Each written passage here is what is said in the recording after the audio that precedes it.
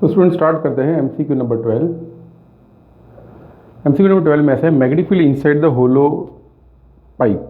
ठीक है, जब मैग्नेटिक फील्ड होता है, जैसे कोई होलो पाइप में से करंट पास हो रहा हो लाइक दिस, ओके, यहाँ से जब करंट पास होगा तो सेंट्रल रीजन में, ये वाले पॉइंट रीजन में मैग्नेटिक फील्ड बिल्कुल भी नहीं होगा। ठीक है, there will be no magnetic field if अगर होलो पाइप में से करंट पास हो रहा हो। ठीक है, होलो पाइप में से जब करंट पास होगा तो सिर्फ सरफेस से होगा, सेंटर में मैग्नेटिक फील्ड जीरो होगा।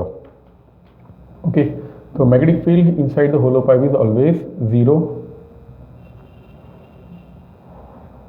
तो मैग्नेटिक फील्ड जीरो है, आंसर आएगा एमसीक्यू नंबर 12 का, इट विल बी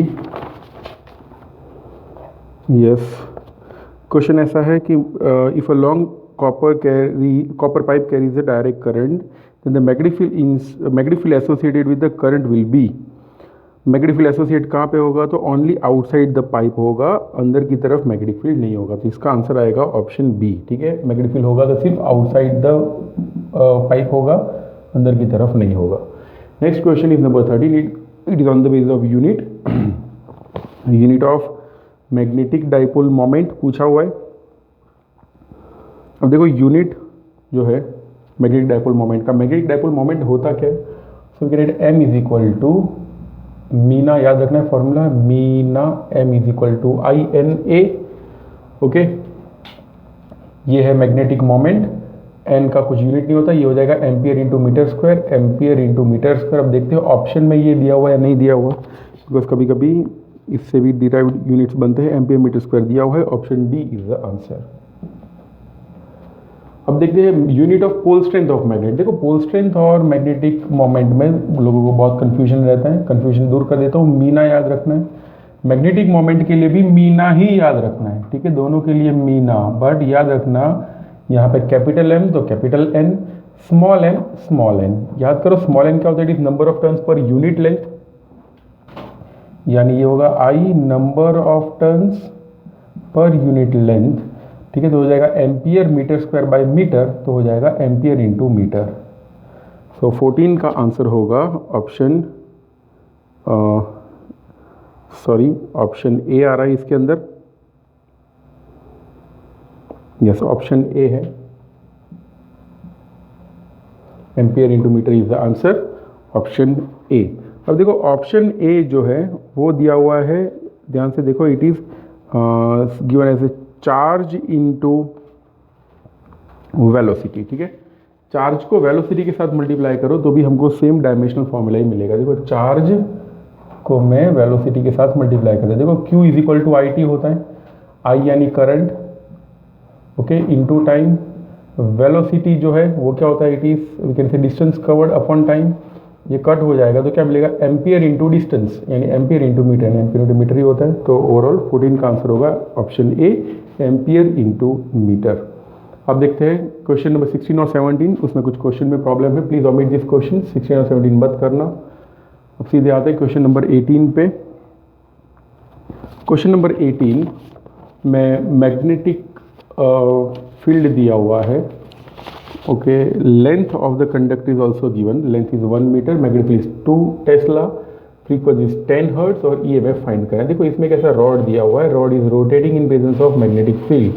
जब रॉड रोटेट हो रहा हो तो ईएमएफ कितना प्रोड्यूस होता है, याद रखना E is equal to omega B R square by 2, ये इक्वेशन है इसका। ठीक है, EMF is equal to omega B R square by 2।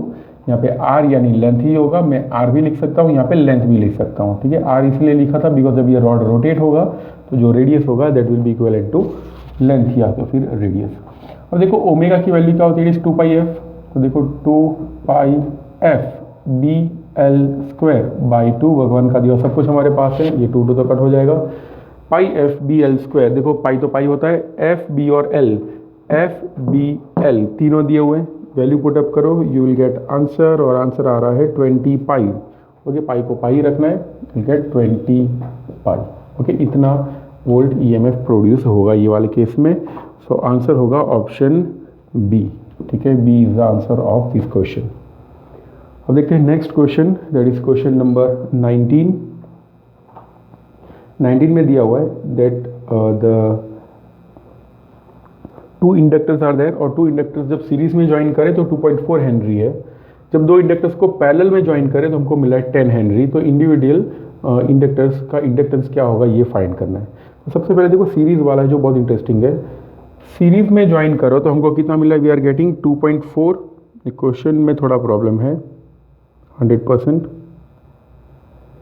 Okay, ये होना चाहिए पैरेलल में, in terms of parallel connection. ये कब होगा, जब ये पैरेलल में हो तो, बिकॉज इंडक्टर है, इंडक्टर में कभी भी सीरीज का आंसर पैरेलल से ज़्यादा नहीं हो सकता। ठीक है, दिस इज एल पैरेलल और ये जो होगा वो होगा सीरीज के लिए। ठीक है, तो सीरीज के लिए 10 हेनरी और पैरेलल के लिए 2.4 हेनरी। ठीक है, अगर इस तरह से दिया हो तो L1 और L2 की वैल्यू क्या होगी। तो जो सीरीज का 10 हेनरी आंसर है तो मीनिंग क्या होगा कि L1 प्लस L2 होना चाहिए 10 हेनरी। ठीक है भाई, 10 हेनरी वाले कितने ऑप्शन है देखो, यानी 2 दिए हो और टोटल 10 हो रहा हो। तो सरप्राइज ये है कि सबके टोटल 10 हो रहे हैं। देखो 8 प्लस 6 प्लस 4, 5 प्लस 5, 7 प्लस 3 और 8 प्लस 2। ठीक है, सबका टोटल 10 ही हो रहा है। अब पैरेलल का चेक कर लेते हैं। देखो पैरेलल का क्या होता है, inductance in parallel is equal to क्या होता है, L1 L2 by L1 plus L2 ये होता है। पैरेलल का आंसर क्या है, इट इज 2.4 हेनरी। तो मैं लिख सकता हूँ therefore 2.4 is equal to L1 L2 by L1 plus L2 कितना, इट इज 10। तो यहाँ पे 10 लिख देंगे। 10 इस तरफ गया तो मल्टीप्लिकेशन कितना मिलेगा, L1 L2 इज 24। अब ये बताओ, ये जो 4 ऑप्शन है उसमें से किसका मल्टीप्लिकेशन 24 हो रहा है। तो देखो 6 4 24 होता है। तो अवर आंसर विल बी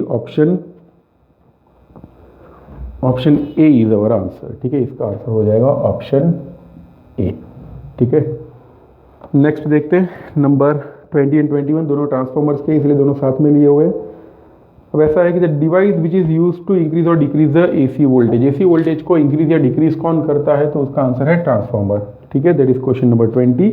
और क्वेश्चन नंबर 21 में ये है that for step down transformer transformation ratio. देखो ट्रांसफॉर्मेशन रेशियो क्या होता है, R is equal to number of turns in secondary by number of turns in parallel is equal to voltage in secondary by voltage in parallel is equal to current in primary by current in secondary.